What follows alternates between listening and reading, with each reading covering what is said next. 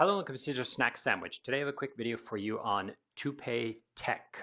Okay, now Toupee tech is built on some tech that is kind of shared around DeFi a little bit. Okay, it's pretty new. It's novel. I like this idea. It's very different. And what it basically is it's like a liquidity incentivization platform, okay, that's agnostic to where that liquidity is actually placed, okay?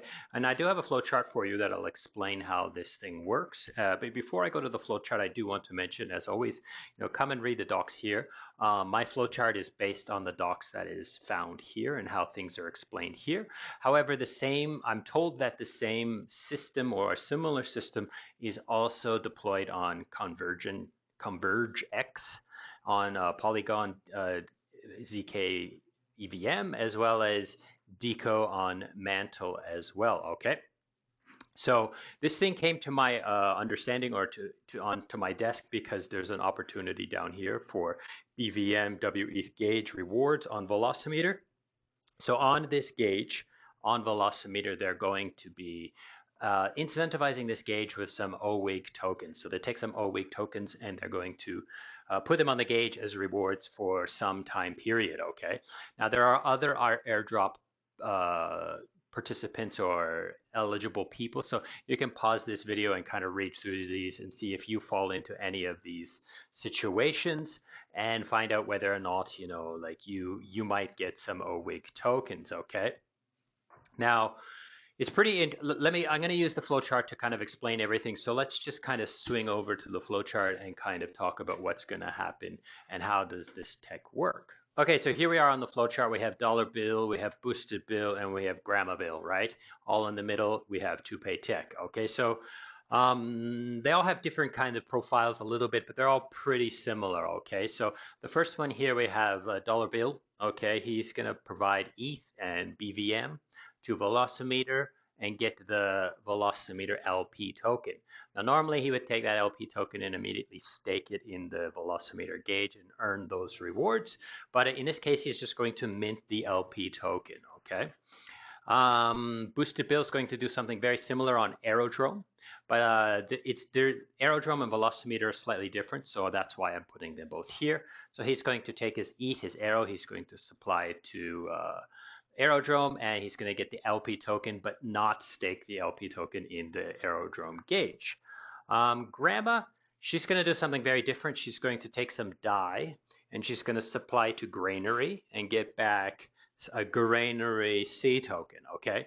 Now, the reason why I've added this is not mentioned anywhere inside the docs. I've just added this to kind of illustrate that this Toupee tech system has the ability to expand and allow for any kind of ERC20 token to be added to the system in this way, as long as those ERC20 tokens have some sort of interest-bearing or yield to be attached to them, okay?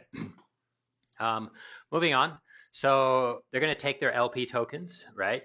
And they're going to stake them in the Toupee tech individual gauges. There's a different gauge for each of these different LPs, right? And then they're going to earn OWIG. Now, OWIG is an options token, an option that you can exercise for WIG tokens. And there are a couple options for your exercising. So the first one here is Boosted Bill is going to exercise his option token, and it's going to burn the option, the OWIG, and he's going to send 1 ETH to the bonding curve, to the treasury of this bonding curve, and then it's going to release him 1 WIG token. Okay, so it creates a floor price of 1 WIG. So the only way to ever get WIG tokens is to supply the bonding curve with 1 or more ETH, okay? Now this is a bonding curve and it is like a tradable thing, okay? So here's another user. He's just a speculator. He doesn't want to provide any liquidity to any of these gauges and stuff like that, but he's bullish on the WIG token, or he wants to speculate on the price of that WIG token. So he can trade with this bonding curve. So he can send ETH into it and he can get some amount of WIG that is based on this bonding curve. So the bonding curve, he's going to get 1 or less than 1 WIG. So the value of 1 WIG is usually always equal to or greater than 1 ETH. Okay, so he might send in ETH, and many people are sending in ETH, and the price is going up, and they're getting less and less and less WIG. Okay, and that creates an arbitrage opportunity for the farmer, Boosted Bill here. So Boosted Bill can hold on to his OWIG tokens until there's a fair amount of pressure pushing the price up the bonding curve, and then he can redeem his OWIG for 1 WIG, and then sell it directly back for more than 1 ETH, right? So there's a small arbitrage opportunity here for him, but the person who's buying from the bonding curve will always know that it will at least be worth 1 ETH, okay? Now, another possible way you can exercise your OWIG is you can just burn them and get granted voting power. That's it, just voting power on the system, okay? And now the voting power directs the emissions to the gauges. So like if he votes on this gauge, then this gauge will get more OWIG, or he votes on this gauge, this like it's like a normal gauge system voting, okay? Now, the other option is, let's say he doesn't want to do that. Let's say he exercises his OWIG the same as Boosted Bill, right? So he pays the 1 ETH, he gets the 1 WIG, and then he takes that 1 WIG and he locks it for 1 week. Then he will get both the same, like he will get the exercise, the voting power, as well as a V WIG, so vote locked WIG, okay? And this vote locked WIG is special in its own way, okay? So again, he's getting the voting power. He can vote on these gauges, or he can pay 1 ETH and get the voting power and a VWIG token, okay? Now, what do these, how does this thing kind of make some money? Okay, so what it's going to do is it's going to take dollar bills, like dollar bills LP tokens, and it's going to stake those in the velocimeter gauge. Okay, and when you stake LPs into the velocimeter gauge, this LP, specific LP, you're going to earn both WETH and OBVM, and those go to the people who voted on that gauge. So this gauge, it's kind of like bribing this gauge. So these LPs are staked in this gauge, then this gauge will then stake those LPs in the velocimeter gauge, earn these tokens, and send them as bribes to the voters to vote on this gauge. Now, in Velodrome and in Granary, it's slightly different. In Velodrome, if this gauge holds the LP token, then it earns the trading fees of that LP token.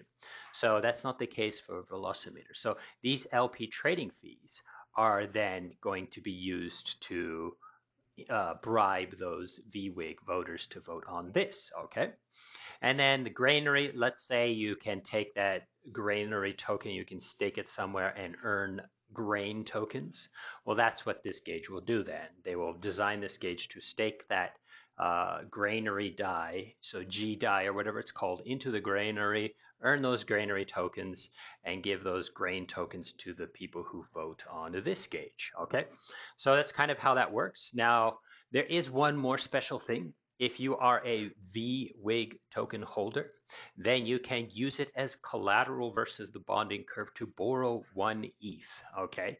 So because there's always 1 ETH backing every 1 WIG, and you put your 1 WIG in here and got a VWIG, then you can use this VWIG to borrow 1 ETH for 1 VWIG, okay? There's no interest, no time. It's kind of like swapping, but you can always go back if this VWIG, if the WIG shoots up in value to some crazy number, then you can send the ETH back, get your VWIG, wait the 1 week to unlock, and then sell, okay? Then sell it to the bonding curve if the bonding curve's way over peg for a long period of time, okay? Now there are some fees, of course. I couldn't find anywhere in the docs where it's very explicit where those fees are going, but these are the fees as I understand them. I could be wrong. It could be different when it actually deploys and goes live, but this is how I understand them, okay? So there's a 0.3% flat fee on borrowing, so you won't actually get 1 ETH for 1 VWIG, you'll get 0.975 ETH, right, if you were to max borrow. Now over here, there's a fee on the swapping as well.